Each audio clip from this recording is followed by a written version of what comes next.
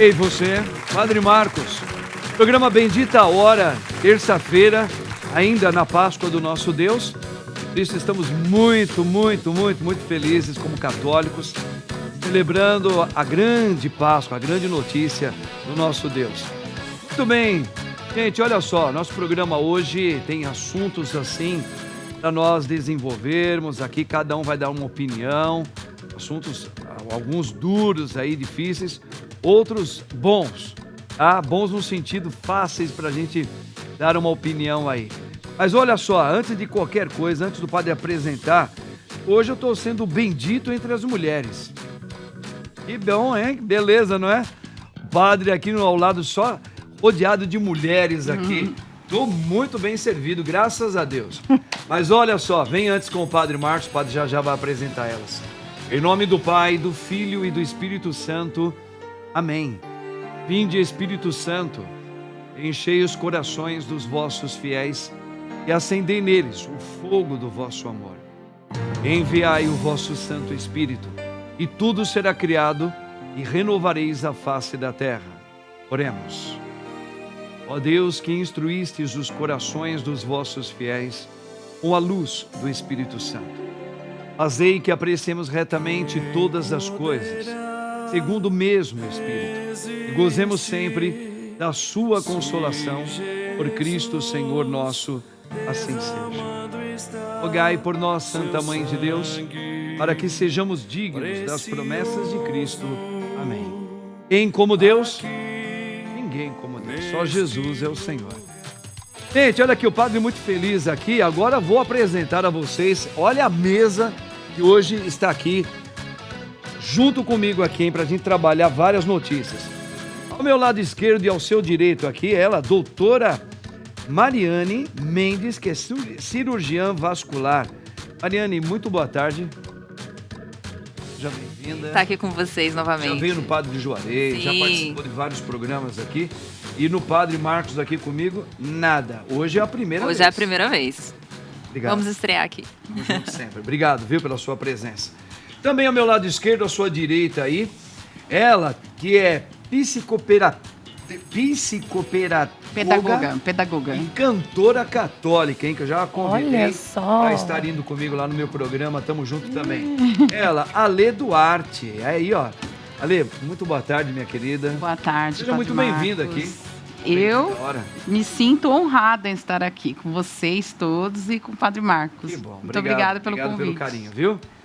Tô feliz aí, tá vendo? Só fera aqui no bom sentido. À minha direita e à sua esquerda, doutora Larissa, já super conhecida, infectologista. Doutora Larissa, muito boa tarde. Muito boa tarde, é sempre uma honra, um prazer estar aqui com você e conhecer essas meninas lindas, né? Que toda vez que a gente vem aqui, são novos convidados, sempre muitíssimos relevantes, né? Estou muito feliz, obrigado, viu, doutora Larissa? E olha, e ela, hein? Que é a nossa querida Maria Eugênia Cerqueira, que é advogada muito inteligente, capaz já da casa já. Maria Eugênia, muito boa tarde, minha linda. Que Deus abençoe você. Boa tarde. Muito inteligente é por sua conta. Não? Mas eu fico felicíssima. Para quem não conhece, você não estar por perto, pode duvidar. Mas você é uma mulher muito capaz, a gente percebe isso aqui. Muito obrigada, querida. Deus abençoe você. Amém. Obrigada. Ah, que bacana. Olha aí, falei para vocês, pode estar cercado aqui de mulheres, hein? Olha, antes da gente falar sobre o assunto de pensamento, de enquete, vamos ver o pensamento do dia hoje?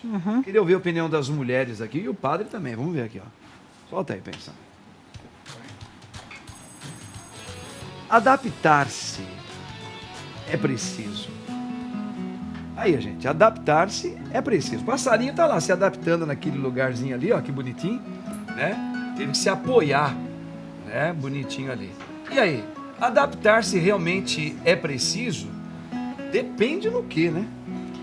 Eu acho que a gente precisa sim.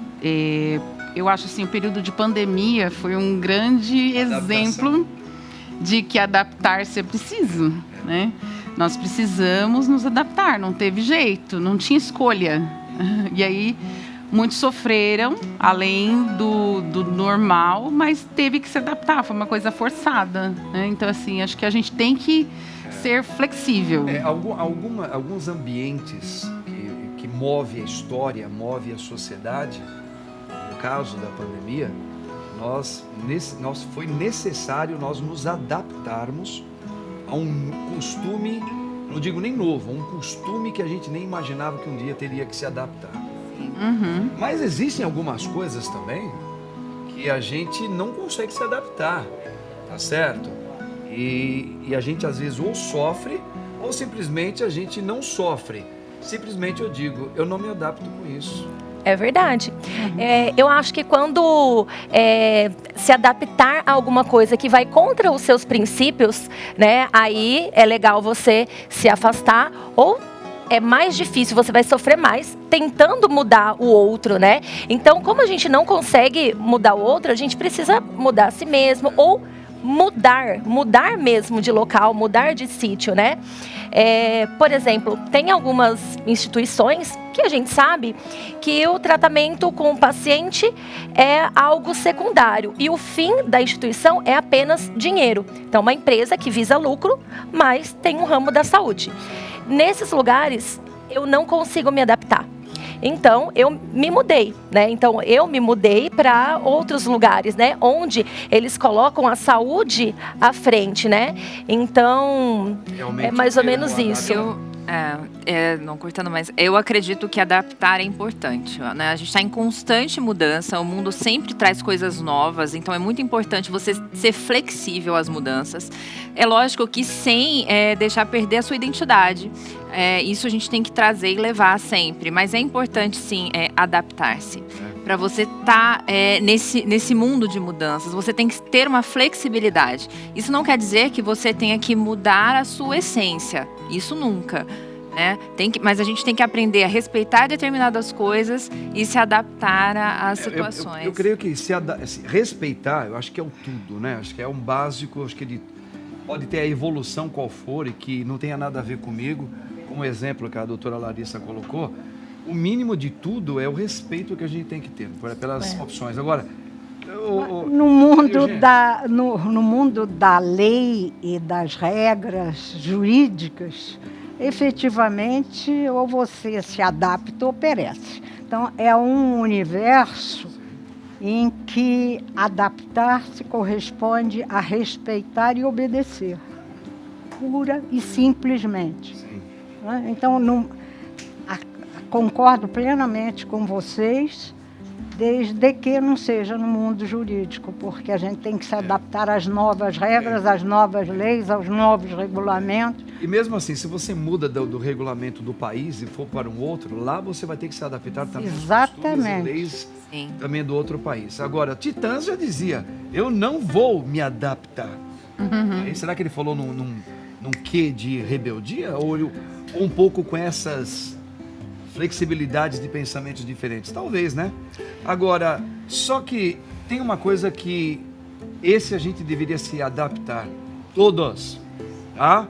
Por quê? Eu estou falando do Arthrofix Power.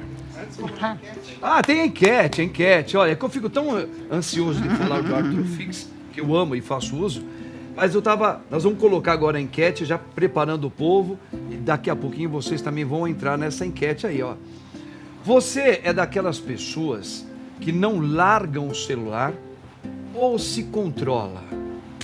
Nossa enquete é, você acessa as suas redes sociais mais de 3 vezes ao dia?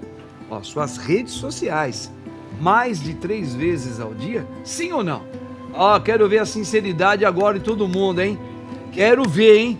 Já vou abrir aqui para a banca aqui para ver se elas acessam as redes sociais mais de 3 vezes ao dia ou não. Eu sou doido para saber isso.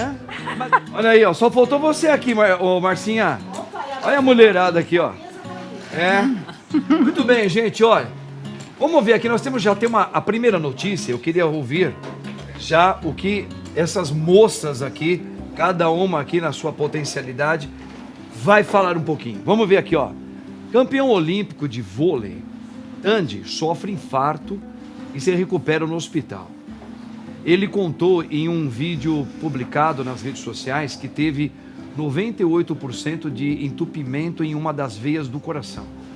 O atleta de 54 anos, mesma idade que a minha, campeão olímpico em Barcelona de 92, admitiu que ficou 4 anos sem se cuidar e acabou sofrendo o infarto. Olha aí, ó. Tandy, grande campeão de vôlei, novo, mas já sofrendo aí um infarto, hein? Gente, tá aí, ó. A gente sabe tanto, a gente vem falando muitas e muitas vezes, mas eu não sei se é maior a vida rotineira nossa de cumilâncias erradas, porque a gente tem tanta informação falando do cuidado da saúde e do tipo de alimentação que a gente tem que cuidar, e a gente vê toda hora acontecer coisas assim, ó. Você vê, era um ex-atleta praticamente, né? Que também não foi poupado, não. 4 anos que ele ficou meio descuidado, foi bastante para ele poder ter um infarto aí, que está se recuperando, graças a Deus.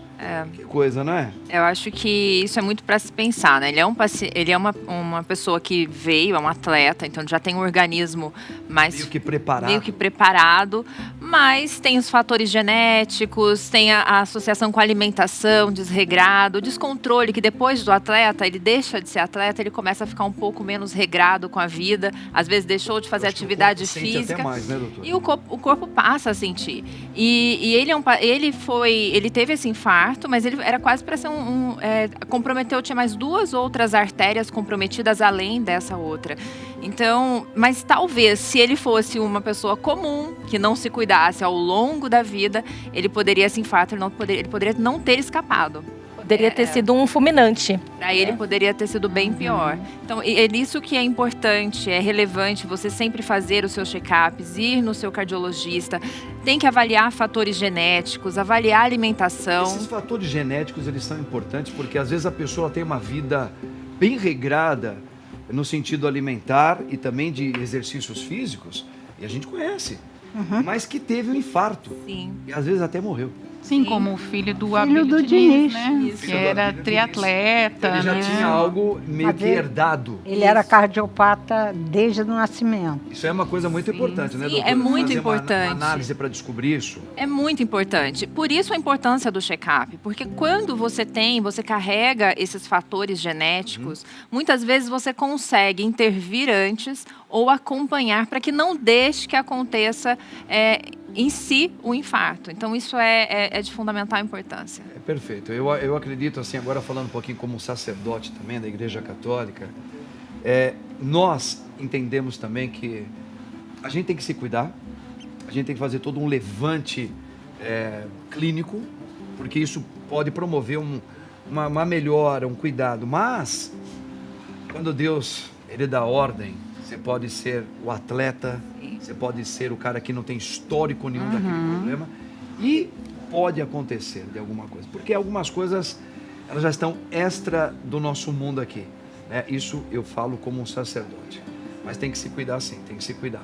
Eu costumo dizer que quando o passaporte está carimbado, não tem jeito. Né? Aí não tem a ciência, não tem nem a comida. Não tem boa, nada, nem o carimbou, partiu. Carimbou, Partiu. já Ó, vai. mas eu vou falar minha parte de filha de cardíaco. Meu pai teve 2 infartos. E teve, 3 infartos, 2 AVCs. Meu pai. Minha mãe também tem pressão alta. Então, o que eu faço? Ontem mesmo, já fui fazer meus exames. Depois dos 40, todo ano, é aquele mapa, é chato ter que ir, ficar levando aquele aparelhinho para casa, dormir com aquilo. É desconfortável, mas eu estou fazendo a minha parte. Estou cuidando e... Eu também acho também que a gente tem uma ilusão de que quando você ainda é novo, você adentra os 40 anos, onde o metabolismo todo já se modificou, a gente tem aquela falsa sensação que nunca vai acontecer nada porque eu estou bem. Aquela falsa, que parece que eu estou com o mesmo organismo dos 20. Mas é aí que mora o perigo, porque quando nós estamos assintomáticos, é quando a gente relaxa. Não tô com sintoma de nada, não tô engordando, tá tudo bem. E aí você vai levando ali a vida, né? E vai dando importância para outros fatores da sua vida. E aí você deixa a sua saúde de lado. Então, às vezes, o paciente, né, que já tem um histórico familiar igual você não sente absolutamente nada. Mas você faz todos os anos, né? Então, quem não tem pais, né, diabéticos, hipertensos, com problemas cardioembólicos, né? Às vezes fica relaxado, não tem histórico na minha família, Aí não tem o pode sintoma, acontecer com ele, não é? acontece. Mulherada, vocês têm que cuidar com coisa de pele. Pra manter esses cabelos bonitos, volumosos de vocês aí. Esse é o segredo do topete, padre? Também. Aí. Depois que eu passei dos 40, eu tenho que manter o topetão. Isso aí, tá certo. Padre A mãe mantendo. dela, a vozinha dela é fã do Elvis Presley, sabe disso. É isso aí. Padre motoqueiro. Minha mãe. Mamãe. Mamãe. Gente, vamos lá, ó. Segunda notícia, vem aí, ó. Dengue, hein? Vamos ver, ó.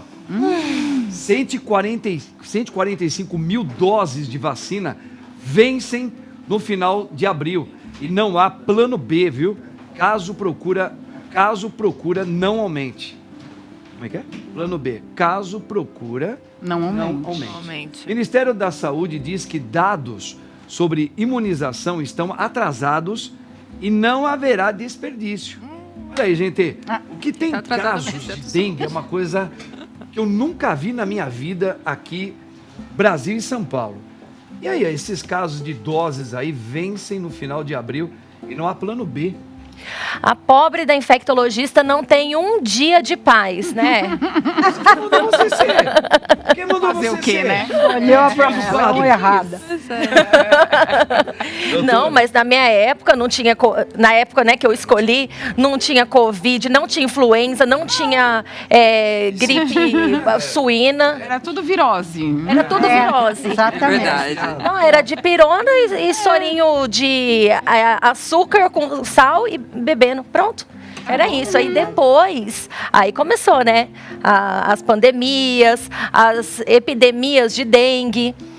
Eu acho. Como é que nós vamos achar meios pra gente Eu- aprender a viver com isso, hein? O que eu acho é o seguinte, aí faltou planejamento, porque a principal faixa etária que não vai a essas Sistema Único de Saúde, né, que não se preocupa com isso. Primeiro, são adolescentes, depois aquele adulto jovem, dificilmente ele vai procurar.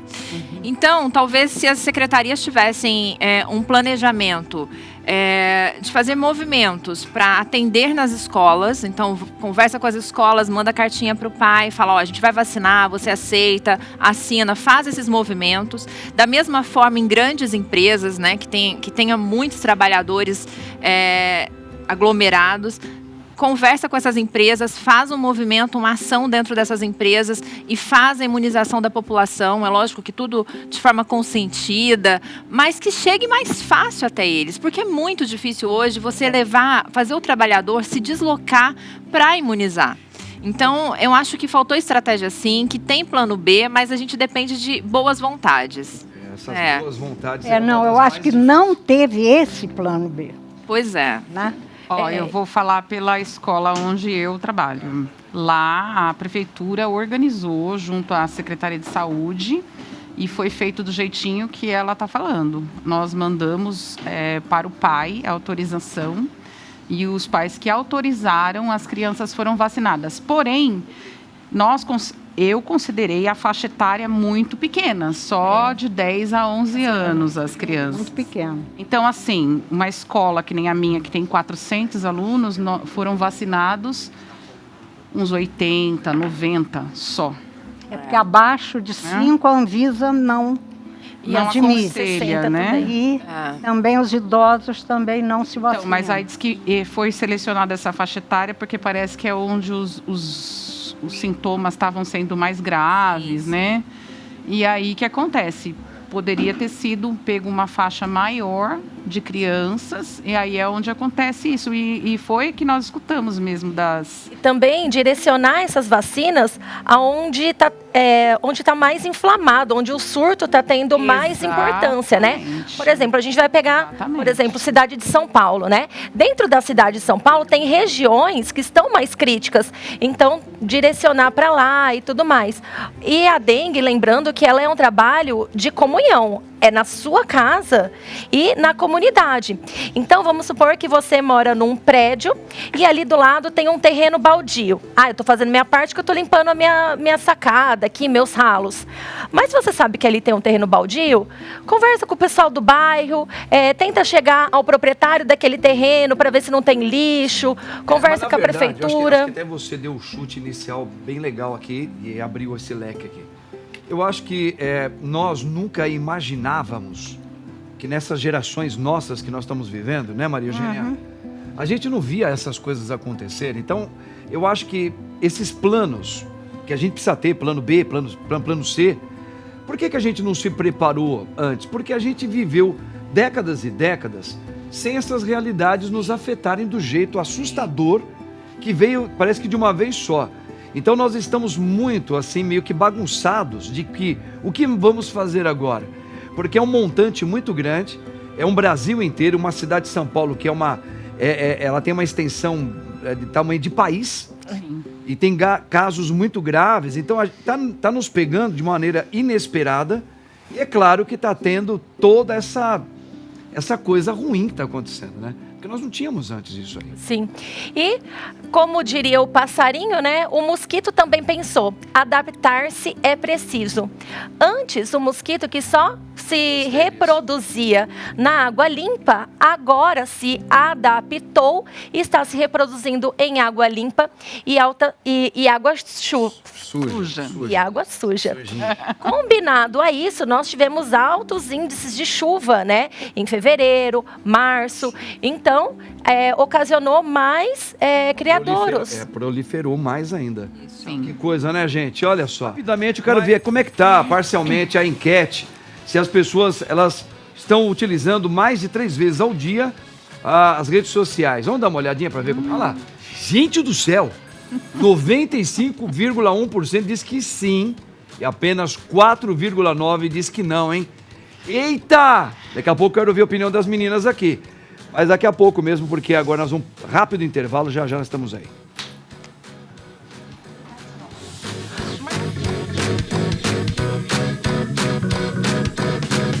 Maravilha. Olha, é programaço nessa terça-feira aqui. Padre Marcos aqui, muito bem acompanhada. Só as mulheres aqui. Acabei recebendo um elogio.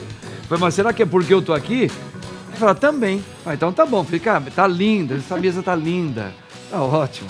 Gente, ó, vamos mais uma notícia aqui. Já eu tenho um recado também pra você. Dá uma olhada aqui, gente, ó. Saúde vascular no outono. Fique atento às mudanças bruscas de temperatura. Por quê? E aumenta mesmo agora na mudança climática?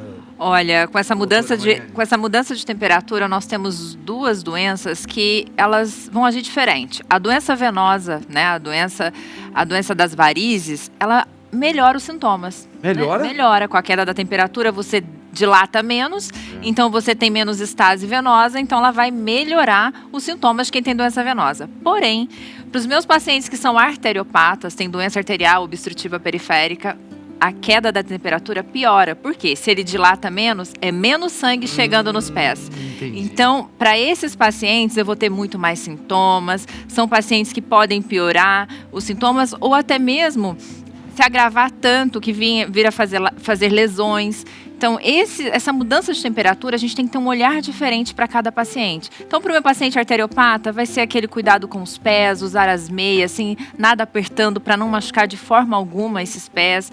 Vai fazer uma marcha assistida, vai ser mais para esse lado essa orientação. Já o meu paciente com doença venosa vai manter usando as meias, mas ele vai ficar bem mais aliviado no inverno. Então a gente vai ter que se preparar bem. E, assim, aqui em São Paulo, praticamente, mais exatamente, a gente não está vendo muitas mudanças de temperatura. Está sempre quente, está calor. Tá dando a impressão que a gente não vai ter mais outono nem inverno. Mas, Deus claro que vai vir, vai ter um momento que vai cair a temperatura, né? Estou Às vezes já aguardando. cai de noite, assim, um pouquinho. A gente já percebe que tem pessoas que sentem isso, né? Sim. Né? Aí, ó, nesse final de semana, né? Tem previsão de geada. No sul. Ele foi bem claro. Mas vai refletir aqui vai também. chegar, com certeza. Sim. Padre, eu gostaria de fazer uma pergunta, né, para a doutora, aproveitar que a gente está com uma vascular aqui hoje. Aproveita. A minha avó, as minhas tias-avós, sempre tem dúvidas, né, da meia de compressão. Se ela é boa, porque fala, eu tô com dor nas pernas, minhas pernas incham. Todo mundo pode usar a meia de compressão, ela é boa, não é? E uma outra dúvida é, para as pessoas que são indicadas, aí você vai falar para quem são, né, se pode dormir com a meia ou não dorme com a meia? Não, primeiro não dorme com a meia. A meia, para ser usada durante o dia, ela auxilia, né? É o retorno venoso, então esse sangue sair dos pés e voltar para o coração.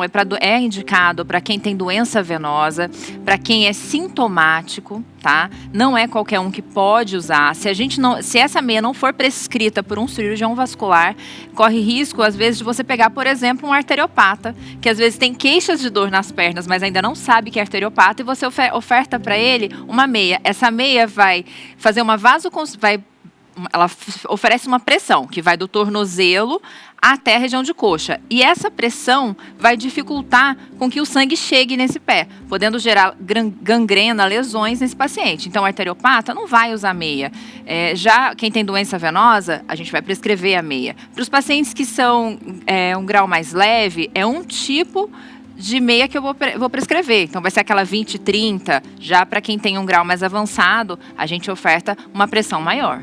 Deixa eu aproveitar também, e em caso de avião, viagens longas, que todo mundo fala, não, use meia de compressão em voos muito longos. Isso é super importante. Isso é super importante. Quando você fica em uma mesma posição por muito tempo, você gera essa estase, para esse sangue, forma coágulo e vai dar a conhecida trombose. Então, o que a gente faz? Se você não tem doença venosa, a gente vai indicar uma pressão menor para você, mas é interessante que você vá, sim, que você faça o uso das meias, para evitar a trombose. Então, para resumir, a meia, ela é igual, entre aspas, um remédio. Tem que ser prescrita pelo médico, porque existem várias compressões diferentes, né?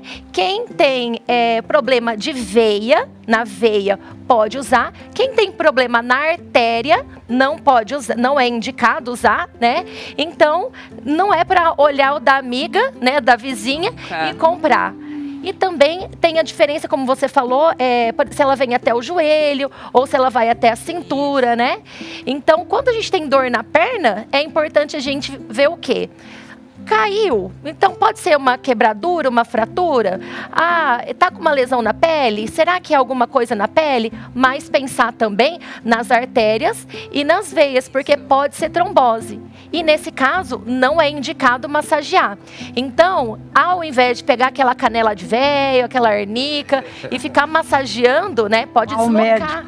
Que foi para isso que ele estudou 8 anos. Cirurgião vascular. Pode deslocar o trombo. Vocês repararam como está mais difícil? Quer dizer, está difícil e não está. Está difícil porque hoje, como nunca, a gente hoje precisa entender todo esse xadrez da vida, né? Porque alguns médicos que a gente não sabia nem o nome, como é que existia, que cuidava só daquilo. Agora você tem que saber que existe esse, que existe o outro para isso, que você tem que consultar, e antes de consultar tem que saber o que cada um deles tem como especialidade. Ou seja, facilitou por um lado, mas multiplicou o trabalho de pesquisa do outro. Então, acho que hoje você, quando está doente, você tem que ser um pesquisador. Não é não? Falando sério. Porque assim, será que eu posso pôr a meia? Porque eu sinto isso aqui. Eu não posso olhar para minha vizinha que tem aquele problema parecido, porque não é igual. Isso. Então, você tem que fazer um diagnóstico de pesquisa, primeiro para saber aonde é o médico e qual é o médico, tá? E para saber onde está também, onde você encontra o médico também, né, com aquela especialidade. Então, eu acho que também esses motivos assim, viu, doutoras, é um dos motivos, não que se justifica, mas que leva muita gente a se descuidar da saúde. O pessoal fica de saco cheio. A acessibilidade. Não é? Exatamente. É difícil. Mas, isso aí, gente. Tá aqui, ó, tá vendo? Muitos papos bons, muitos esclarecimentos. O padre ainda dá umas cutucadas junto com as meninas aqui nos assuntos. Temos mais uma notícia aí, vamos ver? Olha aqui. Educadores aprovam programa Mente Inovadora. É isso? Mente inovadora. Mente Inovadora, tá tudo grudadinho. Mente Inovadora. Que explora ferramentas de metacognição. O programa utiliza jogos de raciocínio e materiais pedagógicos que se integram ao currículo de forma transversal. E aí, gente, o que vocês acham disso aí? Conta pra nós, querida. Vamos lá. Alê. No caso da metacognição, né, que é a pessoa aprender como ela aprende, né? Aprender como ela aprende? Como ela aprende. Um dos pilares da educação é esse, aprender a aprender. Quando eu converso com os pais e explico isso para eles, se torna tudo muito claro. Por exemplo, o pai chega para a gente e fala assim, mas meu filho não está, a gente tenta fazer a lição de casa, ainda mais agora na época da pandemia, os pais ficaram loucos, né? E passaram a dar mais valor para o professor, né? Porque como é que a gente vai fazer essas atividades, né, tal? E aí eu chegava para o pai, olha, você está selecionando um local na tua casa para o seu filho fazer a lição? Um local arejado, iluminado, né? Tem um horário, uma rotina diária para que ele faça as atividades? Muitas vezes a gente pedia para os pais gravarem vídeos das crianças lendo, alguma coisa assim, e a criança está aqui lendo a atividade, alguma coisa que o professor pediu para fazer, e atrás está o jornal, aquele Cidade Alerta de fundo, no último volume, e aquela vinheta entrando assim, e a coitada da criança lá, tal, ela falando. Então, assim, você vê que muitas vezes a criança não sabe, é lógico, né? E quando você pede ajuda, auxílio dos pais, ninguém sabe nem como elaborar um plano para a criança aprender, porque a gente precisa de alguns métodos para a gente aprender. Então, assim, esse plano da metacognição eu acho muito interessante, porque você vai driblar as coisas que te atrapalham, né? Outro dia nós tivemos aqui, eu acho que vem de encontro, nós falávamos isso não faz muito tempo, não, que as escolas, a gente não tem essa, é uma ilusão a gente falar isso agora, uma realidade do Brasil ainda.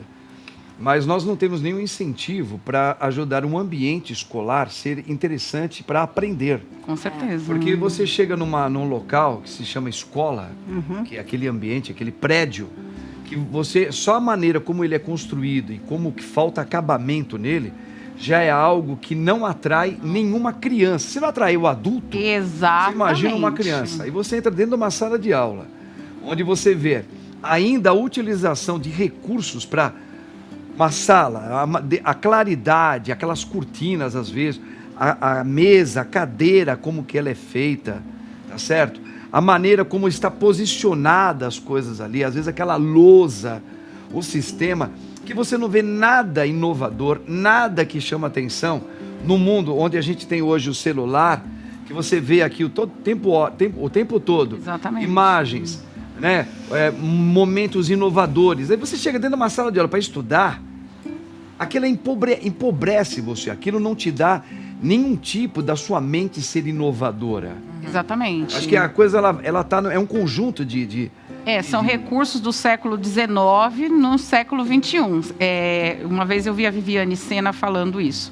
Se você pegar o consultório médico do século XIX e o consultório médico do século XXI, você vai ver uma diferença gritante. Né? Você pegar o consultório... Innecessário.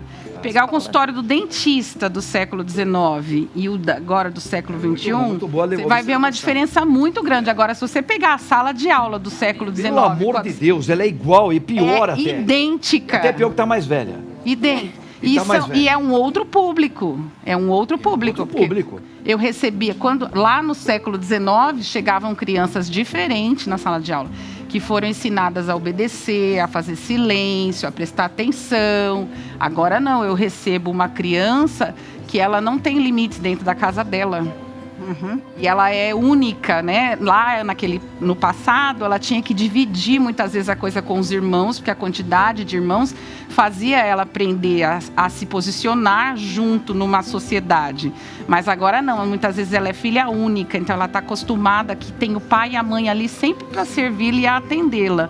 E aí ela chega numa sala de aula que ela tem que dividir as coisas com outros 30 amigos, 29 amigos ou até mais, é outra coisa. É por isso que você enfrenta a dificuldade que a gente enfrenta hoje em dia. Os jogos de raciocínio ajudam?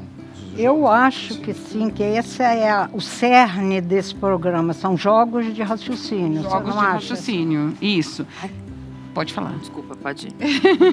Não, acho que a criança, ela colocando no jogo de raciocínio, ela vai desprender um pouco daquela coisa de sempre escrever e tal. Ela vai relaxar. E ela relaxando, ela vai aprendendo sem mesmo ela perceber. Pensa antes de agir. Isso mesmo. Isso é que eu acho que o professor vai ensinar ela. Não é uma ação-reação, é uma ação após o raciocínio. Isso mesmo. tem uma coisa assim, interessante trazendo para a área médica, que quando você estimula essas crianças com jogos, ou muda o ambiente, ou estimula essa criança de forma diferente, a criança ela tem uma plasticidade neuronal muito grande.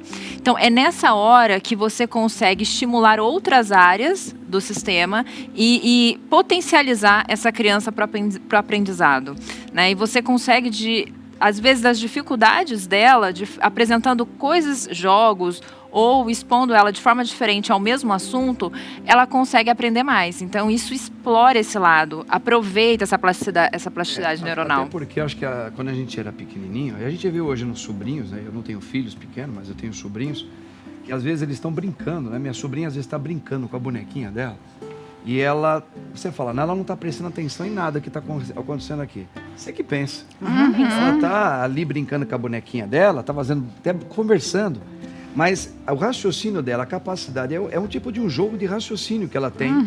Por isso que aqueles padrões todos feitinhos, eles são ultrapassados, porque você tem que operar, ao invés de ficar colocando só para escrever, como você falou, usar só aqueles meios pedagógicos que a gente cresceu com isso, eles não estão adiantando muito mais, porque elas aprendem brincando dentro de um ambiente onde elas estão. Elas conseguem prestar atenção na conversa do pai e da mãe, ou num grito, ou num susto que alguém levou ali. E ela vai reproduzir isso depois. Então a gente tem que realmente pensar nesses jogos de raciocínios, que eles são muito importantes. Adaptar-se é preciso. Adaptar-se é preciso. Muito bom, Maria Eugênia é maravilhosa. Vou aproveitar aqui para outra notícia aqui, ó. Não, que esse é o mesmo. Parlamentares do Irã, eita, já chegou lá. Parlamentares do Irã, estamos prontos para usar armas que nunca usamos antes. A Comissão Parlamentar de Segurança Nacional do Irã disse que, em resposta a Israel, os iranianos estão prontos para usar armas que nunca usaram antes. Bom, são ameaças que podem realmente acontecer algo mais invasivo nessa guerra, que pode perpetuar e chegar a outros países, que prejudica a vida dos seres humanos, que prejudica as economias do mundo inteiro, que prejudica aquilo que se diz de progresso. Eu não vejo progresso nenhum. Eu, sinceramente, no dia que eu ver a tecnologia do celular, computador, as escolas com jogos de raciocínio, tá certo? Tudo isso ministrando uma paz onde os homens não se matem do jeito que está, aí eu vou acreditar no progresso, de verdade. Também. Porque até então eu só acredito em coisas setorizadas. É bom para essa empresa, é bom para esse país porque ele está ganhando dinheiro aqui. Mas quando se fala de paz, é uma coisa horrorosa e eu não estou vendo progresso nenhum quando se fala disso aí. Olha que coisa horrorosa, Maria Eugênia. Olha que horroroso isso. Cão que ladra não morde. E todo mundo sabe a extensão do passo que vai dar, né? O poderio das armas está cada vez mais amplo. E é uma indústria que precisa ser utilizada. Ele tem que vender. Não quer ter paz, sim, acaba com a indústria da guerra. Mas, para você ter paz, você precisa estar armado para a guerra. Né? Então, é tão paradoxal, claro, a situação, mas o homem sempre guerreou desde a caverna. E vai morrer guerreando, porque senão ele não se mantém. A gente vê que tem uma indústria por trás, né? Lógico. Você acabou de falar, é uma indústria bitrilionária, que isso aí o mundo inteiro parece que necessita para que se mantenha.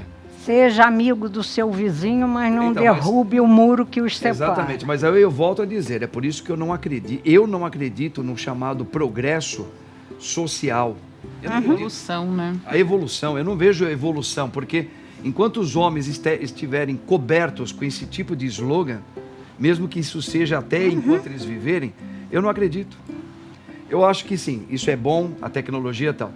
Mas enquanto fizerem propaganda que eu tenho armas aqui, exato, inovadoras, que elas podem acabar com o mundo. Então eu quero comprar essas armas tuas aí. Legal. Assusta um grupo, mas ao mesmo tempo está fazendo o outro ir até lá e falar assim, deixa eu ver essas armas aqui. Para ver se eu tenho melhores. Deixa eu ver se eu tenho melhores e tal. Gente, olha o mundo que a gente vive, né? Pelo menos uma coisa boa nisso aí, Maria Eugênia. Ali, doutora, é que está fazendo a gente ficar mais crítico e desconfiar mais das coisas. Porque todo mundo era meio bobão nessa parte aí, tá? Acreditava em Papai Noel, disco voador. Disco voador tem gente que acredita em Pinóquio, Pica-Pau, Corinthians, essas coisas. Não, Corinthians eu continuo acreditando. O padre, ele é muito palmeirense. Gente demais, do céu. é demais. Agora vai ter a guerra. Agora, Tem a guerra, tá vendo, gente? Decretou. Pois é. Meu Deus aquele do céu. pênalti. Aquele pênalti. Bom, é isso aí, gente.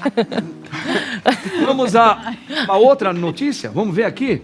Vamos lá, moçada, mulherada aqui tá indo bem pra dedéu, hein? Mãe que dá água para enganar fome Oh, meu Deus. dos filhos ganha ajuda de internautas. É de cortar o coração, viu, gente? Essa mãe pede para os filhos tomarem água para enganar a fome e acaba de ganhar ajuda de internautas. Caroline enfrenta quase diariamente esse drama.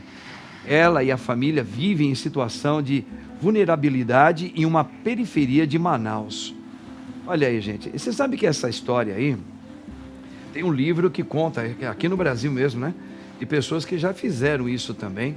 Só que nos tempos atuais, a gente ouvir isso ainda parece ser uma coisa fora do normal. Dói, né? Dói. Nossa, dói bastante. Eu estava conversando sobre isso hoje com uma paciente.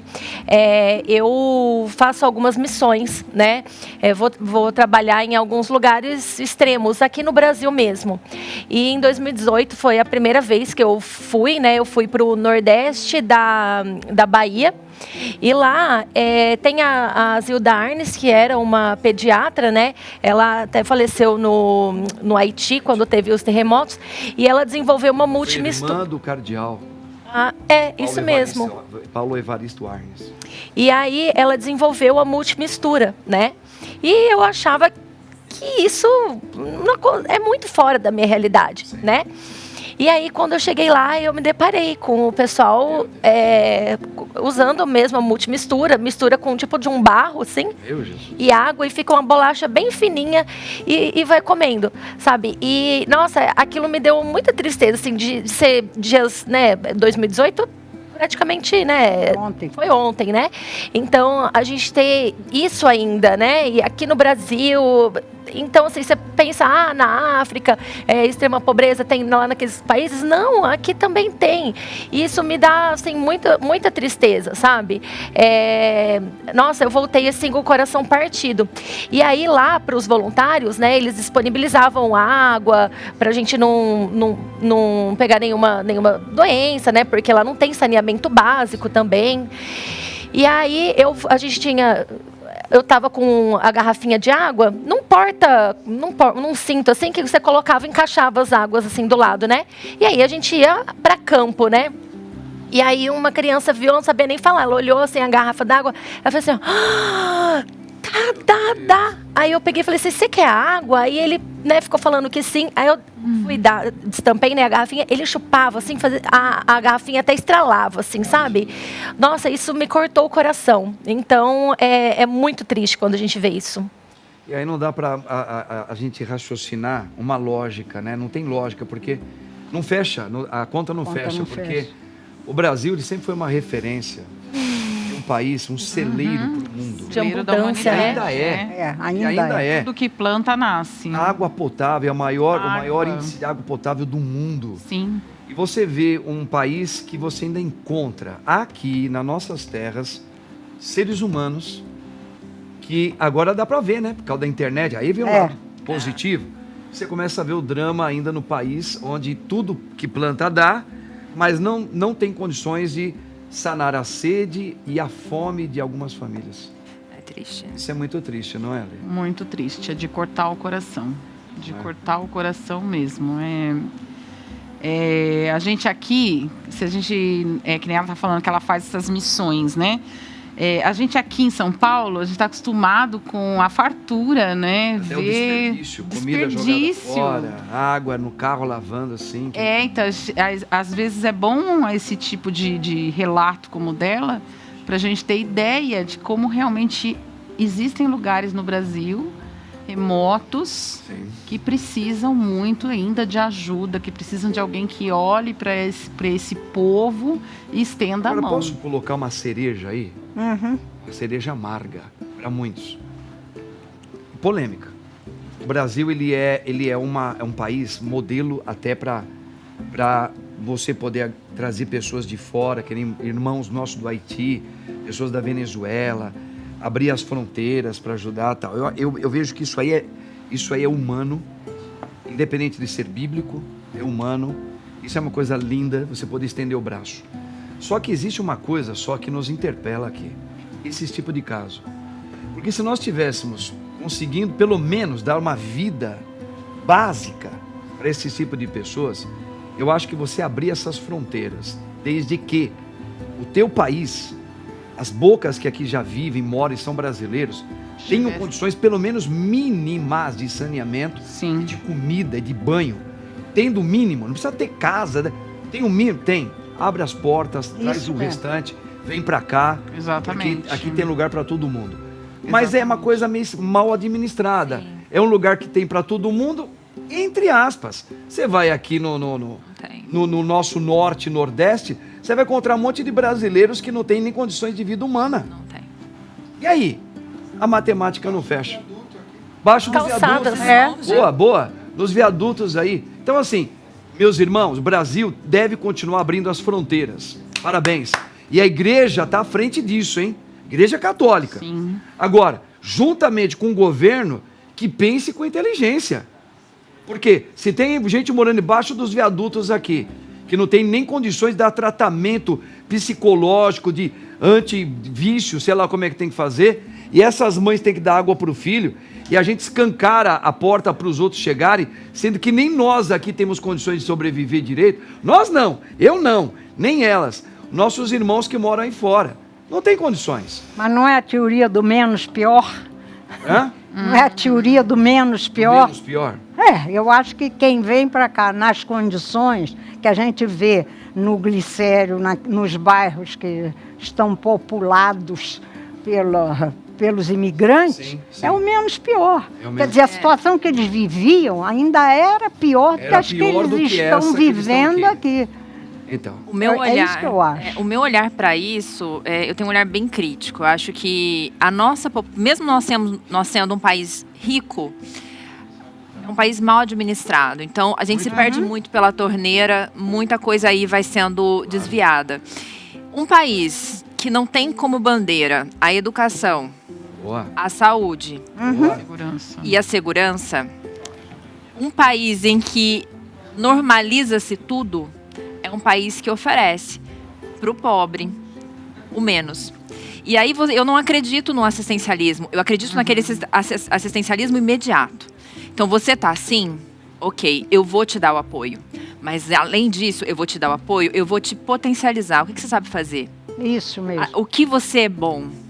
Vai estudar. Isso. Essa criança tem que Precisa estar numa saber administrar. creche. Essa criança, ela tá passando É. fome porque não tem uma Pronto. creche que pega essa criança É. e garanta pelo menos 3 refeições para ela. Sim. Esse pai e essa mãe são jovens. Que saúde pública é essa que não falou de como de como familiar, planejamento né? familiar? Perfeito. Então, a falha, ela não tá nos fracos. Ela tá em quem detém o poder. Ele tem um poder. E Então, outra a gente- coisa, hein? E outra Quanto coisa. ganha um médico na saúde pública? É vergonhoso. Vergonhoso. O indivíduo estuda, investe em si Mas, mesmo. Eugênia, mas a coisa, olha só como a gente chegou num negócio bem horroroso. Porque como foi dado no exemplo aqui, quem mora embaixo dos viadutos Viaduto. aqui, estão aqui em São Paulo, né? É horroroso que a gente vê. Famílias vindo, tem muitos irmãos nossos que vêm de outro país, só que eles conseguem água, eles ainda têm gente aqui em São Paulo que dá comida, quando chegar o frio tem cobertor. Esse caso aqui, Muito esse aqui, remoto, né? Tem nada. esse aqui, que é brasileira, que É. tá lá, tá certo? Ela Isso não tem mesmo. comida. É. Não tem quem chega ali e fala, ó, tá com fominha? Sim. Eu vou trazer aqui uma bolacha pra você. Não tem. Vou Lembra parar o aquela carro brincadeira? aqui, vou abrir aqui, vou te dar um cobertor. Não tem. Do comer calango, come calango. Isso. Né? Isso é uma realidade nossa. Porque ali é miséria pura. miséria. Aqui é pobreza, lá é miséria. O cara não tem como sobreviver. Exatamente. Né? Eles- Uma vergonha nacional. Isso É mesmo. uma vitrine pro mundo da risada, né? É. Que pena, gente. Ó, o programa acabou, hein? A gente tava esquentando as turbinas agora, hein, Maria Eugênia? Opa! Não é? Mas, gente, olha, eu agradeço muito essas grandes profissionais aqui, mulheres maravilhosas. Obrigado, Alê. Nossa querida, que volte aqui com a gente, viu? Sim, com Te certeza. espero lá no Tamo Junto. Vamos cantar Suspicions Mais. Vamos cantar, sim. Elvis Presley, não É tem isso pra aí. Obrigado, querida. Doutora Mariane, Deus abençoe. Gostei muito de Amém. conhecer. Foi um prazer estar aqui com vocês, Que dividir bacana. esse momento. Pena que dura pouco, né? É, rapidinho. É pra dar aquela sensação, quero mais. É isso aí. Legal, obrigado, doutora. Nossa querida doutora Larissa, que já é da casa aqui, muito obrigado, Deus abençoe você.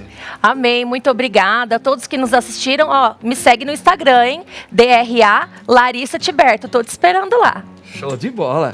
Nossa querida Maria Eugênia, que é grande advogada, esquentando aqui os nossos climas aqui. Deus abençoe você. Amém. A nós Obrigado. todos aqui. Continua sendo um privilégio estar Maravilha. aqui. Gente, olha, o programa acabou, o Padre vai dar a bênção. Lembrando que logo mais às 19h30, Nossa Senhora da Lapa espera você com missa lá, com orações de cura e libertação. Que Deus abençoe você no nome do Pai, do Filho e do Espírito Santo. Amém. Tchau, gente. Vamos nos adaptar. Epa! Nos adaptar.